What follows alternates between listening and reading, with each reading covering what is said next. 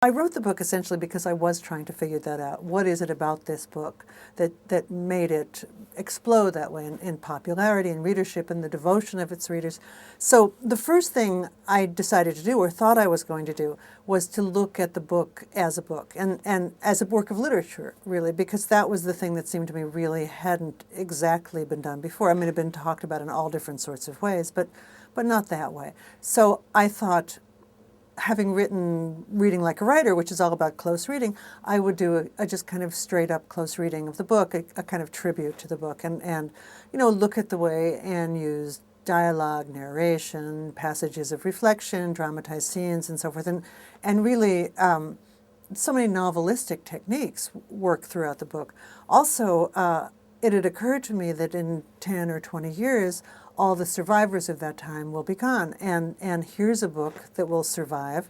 Here are names of actual people that we'll remember among all those millions who were killed. And again, it was written by a 13 to 15-year-old girl. So I set out to figure out why that happened. So the first surprise really for me was how consciously crafted the book was. I mean, I thought just what many people thought, which was she wrote in this little Czech diary, and that was it. And then when she was arrested, along with her family, the diary was left in the attic, and it was essentially transcribed and published. Well, what I discovered was that in fact she had gone back and rewritten the the entire book. She'd rewritten it from start to finish. So starting in the spring of 1944, so essentially the last few months in the attic, and very consciously set out to write something that would be published, that would be read. So it wasn't quite the accident that most people think. I mean, she really thought of herself as a writer. She thought of what she was writing as a work of literature. She thought, her intention was to do a kind of novel, almost like a girl's detective romance in a way, based on her diary. So that's what she thought she was doing. She was very conscious of what she was doing. I mean, for example, people think that the device of calling the diary Kitty and of framing the diary entries as letters to the unknown, unseen, imaginary friend Kitty was some kind of spontaneous thing that she did. Well, the early diary entries, for example, the first diary entry in which she decides to talk to Kitty, to call the diary Kitty, is dated June 20th, 1942. But again, it was written in 1944. So that decision to call the diary Kitty which sounds like the decision of a 13-year-old, was actually the work of a 15-year-old trying to imagine her way back into the persona and the mind of the 13-year-old that she was. And even that, I mean, that device of using Kitty, being able to write partly in the second person to a particular audience, turns the reader into that audience. So it's not as if she's writing into the ether, really. She's writing to a very particular person, and when we read it, we become that person, that listener, that intimate friend of hers. And she sounds very innocent and open, and it sounds completely unself-conscious, but one of the things I thought about and discovered and thought about some more is how much craft it takes to sound unself-conscious.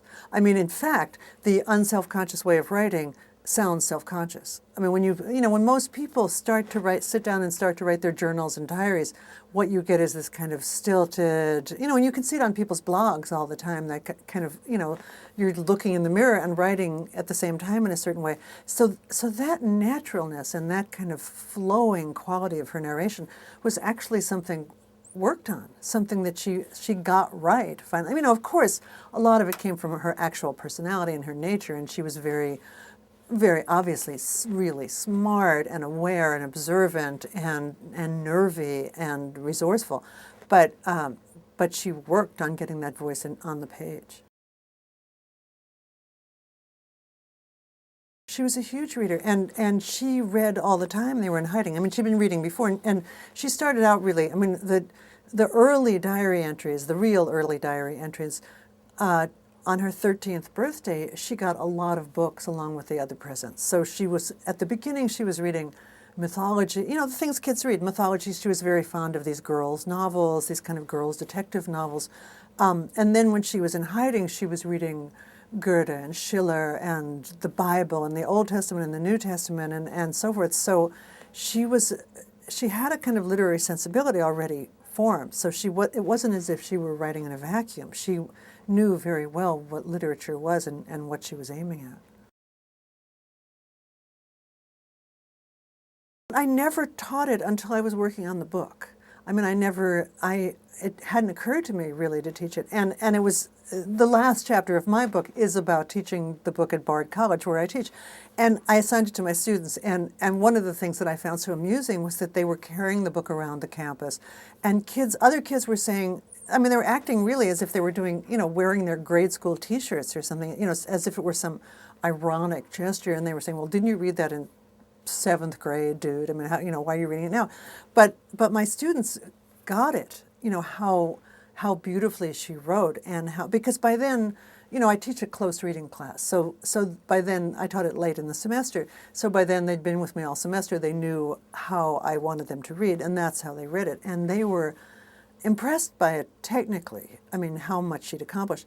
But also, one of the things that I found so moving and why I decided to end my book with a chapter about that class was the power and the emotional connection and the intensity of the connectedness that they, 20-year-olds, 2007, sophisticated hip kids still felt with this 15-year-old girl in that attic in Amsterdam during the World War II. And whatever Anne had done, what her achievement was to make that kind of connection possible, that after all these years in such different circumstances, my students could read it and still feel as if she were talking to them. Really, the biggest thing for me was finding out that she had revised the diary. I mean, I really hadn't known that. I had thought what most people think, which is she wrote the diary, it fell on the floor when she was arrested, they picked it up off the floor, transcribed it, and published it. Not true. So that was a huge revelation. And then the ability to go back and look at her revision process and her as a writer and see what she changed and how she changed it was a real revelation. I mean, really, it was, whenever you see a writer's first drafts and second drafts and how things are crossed out and changed, it's always incredibly interesting to see the process. So that was a huge revelation.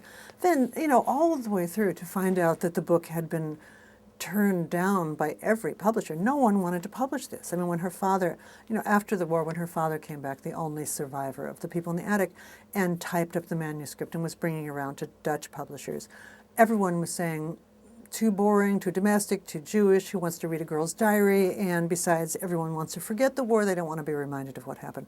So only after a article about the book, an essay, was published in a newspaper that had formerly been the resistance newspaper by a Dutch intellectual who'd been a resistance worker, leader really, there was Dutch interest in publishing the book. Then the book almost wasn't published in the United States until Judith Jones, the legendary editor, fished it out of the rejection pile in France, where she was working at Doubleday. Then the book was published here by another odd and, in this case, kind of sketchy accident.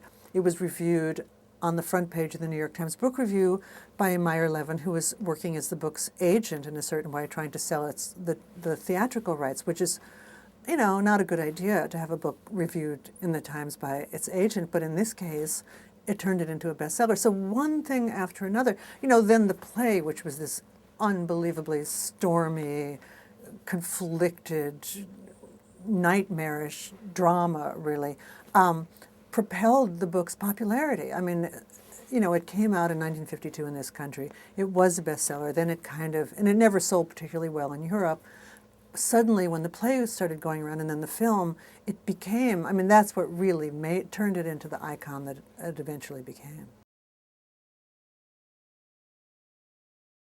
It started off as a diary, and then it became a memoir in diary form. Because when we think of a diary, we think something happened, and then that day or 2 days later, you write about the thing that happened. That is, it's more or less concurrent with what's happening. But if you're writing about what happened 2 years later and putting yourself back in the frame of mind of the person 2 years earlier, that's a memoir. But the form of it, of course, is a diary. It's written as diary entries. So that's really what she was doing. A writer's notebook is something quite different. I mean, a writer's notebook, at least mine and most of the ones I've seen, they're just random jottings and observations and ideas maybe for something you might want to write or whatever. But there's no feeling that you have to have a consistent, sustained narrative.